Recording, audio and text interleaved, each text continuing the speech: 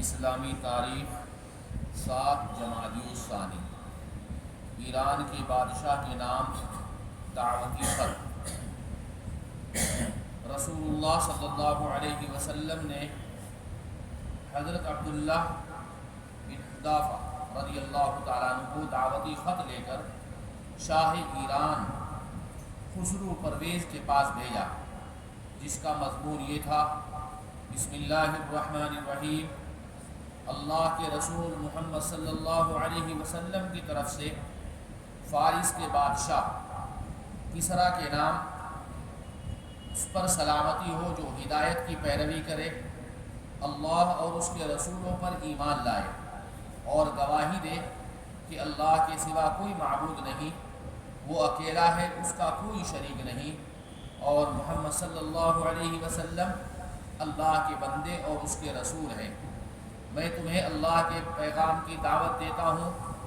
میں تمام لوگوں کی طرف اللہ کا رسول بنا کر بھیجا گیا ہوں، تاکہ جو شخص زندہ رہے اسے برے انجام سے ڈراؤں اور کافروں پر حق بات ثابت ہو جائے۔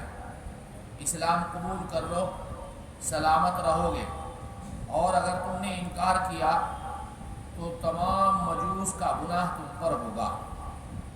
یہ خط سنتے ہی کسریٰ آگ بگولا ہو گیا اور غصے میں آ کر آپ صلی اللہ علیہ وسلم کے نامہ مبارک کو پھاڑ ڈالا، یعنی اس خط کو۔ یہ خبر سن کر رسول اللہ صلی اللہ علیہ وسلم نے فرمایا: اللہ تعالیٰ اس ملک کے ٹکڑے ٹکڑے کر دے گا اور میرا دین، وہ حکومت وہاں تک پہنچے گی۔ چنانچہ کسریٰ کے بیٹے نے خود اپنے باپ کو قتل کر دیا اور اس کا ملک بھی ٹکڑے ٹکڑے ہو گیا۔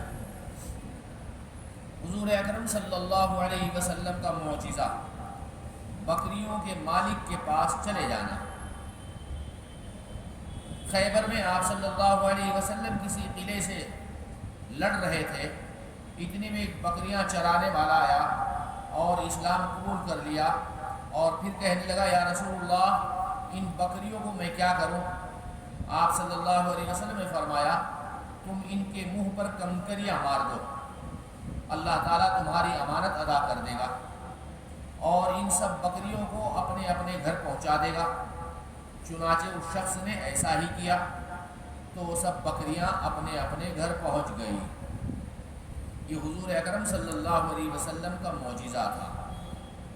ایک فرض کے بارے میں تکبیر تحریمہ۔ رسول اللہ صلی اللہ علیہ وسلم نے فرمایا: نماز کی کنجی وضو ہے، اس کا تحریمہ تکبیر ہے، اور نماز کو ختم کرنے والا تسلیم ہے۔ نماز شروع کرتے وقت جو تکبیر کہی جاتی ہے اس کو تکبیر تحریمہ کہتے ہیں۔ نماز کے شروع میں تکبیر تحریمہ کہنا فرض ہے۔ ایک اہم عمل کی فضیلت، کلمہ توحید پڑھنے کا ثواب۔ رسول اللہ صلی اللہ علیہ وسلم نے فرمایا: جو بھی بندہ کسی وقت بھی دن میں یا رات میں لا الہ الا اللہ کہتا ہے تو اس کے نامہ اعمال سے برائیاں مٹا دی جاتی ہیں اور ان کی جگہ نیکیاں لکھ دی جاتی ہیں۔ ایک گناہ کے بارے میں، دین کو جھٹلانا۔ قرآن میں اللہ تعالیٰ فرماتے ہیں: میں نے تم کو ایک بھڑکتی ہوئی آگ سے ڈرا دیا ہے، اس میں وہی بدبخت داخل ہوگا جس نے دین کو جھٹلایا اور اس سے منہ موڑا۔ دنیا کے بارے میں، نافرمانی اور بغاوت کا وبال۔ قرآن میں اللہ تعالیٰ فرماتے ہیں: اے لوگو، تمہاری نافرمانی اور بغاوت کا وبال تم پر ہی پڑنے والا ہے۔ دنیا کی زندگی کے سامان سے تھوڑا فائدہ اٹھا لو، پھر تم کو ہماری طرف واپس لوٹ آنا ہے، تو ہم ان سب کاموں کی حقیقت سے تم کو آگاہ کر دیں گے جو تم کیا کرتے تھے۔ آخرت کے بارے میں، جنت کا بازار۔ رسول اللہ صلی اللہ علیہ وسلم نے فرمایا: جنت میں ایک بازار ہے جس میں خرید و فروخت نہیں ہے، اس میں صرف مرد اور عورتوں کی صورتیں ہیں۔